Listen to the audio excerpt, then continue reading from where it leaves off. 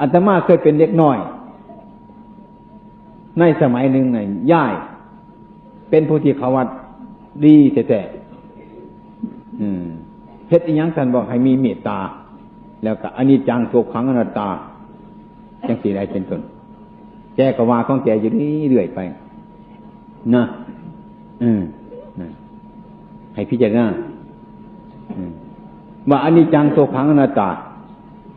นะถึงแม้เอาหัวปลามาทุบอยู่เอากบมาทุบหัวมันอยู่เล่าก็สอนว่าให้ว่าอนิจจังทุกขังอนัตตานะเนี่ยสันผ่าใส่หัวกบอยู่กับว่าอนิจจังทุกขังอนัตตาเนี่ยเดี๋ยวแก้กันว่าสั่นว่าแล้วคือเมตตามันอันเมตตามันอยู่ในปากเขาหั่นนะมือกำสันผ่าใส่หัวมันอยู่นั่นบ่ฮู้จักว่าเมตตากรุณามุทิตาทุกขังอนิจจังอนัตตาเนี่ยเฮ็ดจังซี่แล้วก็หายแต่ว่ากบเนี่ยมันตาย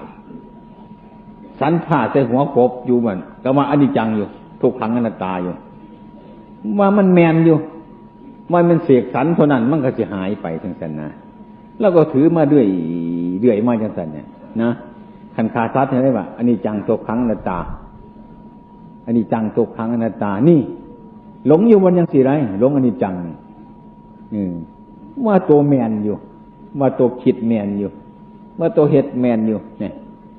เข้าใจว่าธรรมะนี่ไปศาสตร์พย่ายไปแล้วเป็นต้นมันหายได้ที่เราได้ว่าแล้วเนี่ยเขาไม่ได้คือการเมตตากรุณามุทิตาเปรียบฮะจังซี่เป็นต้นไอ้ความเป็นจริงนั่นสิ่งทั้งหลายเหล่านี้นั่นเฮาบ่ได้เสกสรรเอาจังซั่นดอกให้ใจมันเป็นคันเมตตาเจ้าของบ่ได้แล้วบ่ย่านบาปบ่กลัวบาปแล้วห้วยสัพเพสัตตามันก็พังคือกันเนี่ยมันบ่อยู่แล้วมื้อนี้อยู่จังได๋ของคนบ่ย่านของคนบ่กลัวน่ะ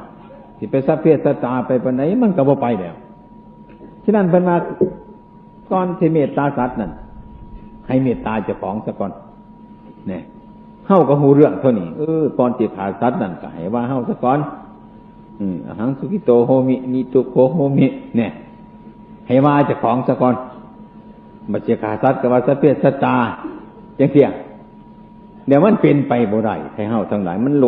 งอยู่บ่จังซี่ได้อันความที่มันหลงนั่นมันก็คือบ่หลงนั่นแหละคันมันรู้จักว่ามันหลงจังซั่นมันก็เศร้าหลงมันเข้าใจมันถือเป็นแม่นอยู่จังซั่นฉะนั้นอันนี้แหละมันบังพวกเราทั้งหลายบังหลายและสร้างประโยชน์ตนบ่ได้และสร้างประโยชน์ผู้อื่นบ่ได้สร้างประโยชน์พบนี้ก็ยากสร้างประโยชน์พบหน้าก็ยากเนี่ยปรมาตถประโยชน์นั่นมันยังอยู่ไกลเราพากันบอกง่ายๆการประพฤติธรรมะและปฏิบัติธรรมะนี่คือทำใจให้มันเป็นจังซั่นคำว่าเมตตาก็ให้ใจเฮามันเป็นเมตตาจังซั่นเมตตาตนว่าสันอหังสุขิโตโหมิก็ให้อยู่เป็นสุขอย่าไปว่าให้ผู้ใดอย่าไปเบียดเบียนผู้ใดอย่าไปทำร้ายผู้ใดใจบ่กล้าไปทำร้ายใจบ่กล้าไปเบียดเบียนอหังสุขิโตโหมิเกิดขึ้นมาอันเดียวสัพเพสัตตามันก็พุ่งไปหาเลยมันอันเดียวกันฉะนั้นเป็นว่าการเมตตาสัตว์นั้นต้องเมตตาเจ้าของเสียเป็นต้นถ้าเมตตาเจ้าของเสียแล้วสัตว์มันก็มิตรเป็นอันว่าเป็นเมตตาไปด้วยกันอันนี้เราพูดเอาแต่ศัพท์แต่แสงมันนะใจบ่เป็นใจบ่เป็นใจบ่เห็นใจบ่เป็นคันใจบ่เป็นมันก็บ่เป็นอยู่ซั่นเด้คนเฮานี่นะบ่เป็นดอกคันใจบ่เป็นบ่เป็นลองบ่ติบ่เชื่อมึงไปหน้าเด้อครับว่าซั่นใจมันสิบ่ไปมันขับซื่อๆมันบ่ไปหรอกมันบ่เป็นสิว่าจังได๋ครูบาอาจารย์สอนลูกศิษย์ลูกหาคือกันขับว่าซั่นปากมันขับได้ใจบ่เป็นมันเป็นไปบ่ได้นะเรื่องมันเป็นบ่ได้แล้วสิว่าปานาอธินากามเมมุสาว่าไปมันบ่เป็นหยังวะของมันบ่เป็นใจบ่เป็นมันบ่เป็นเป็นแต่ว่าใจบ่เป็นมันบ่เป็นแต่กายใจบ่เป็นมันบ่เป็น ที่ว่าจังไหนล่ะมันบ่เป็นมันบ่เป็นมันค่าอยู่แง่ใดแง่หนึ่งนั่นแหละมันติดอยู่ในตัวของเราท่านทั้งหลายนี่เองมันบ่เป็นเพราะใจมันบ่เป็น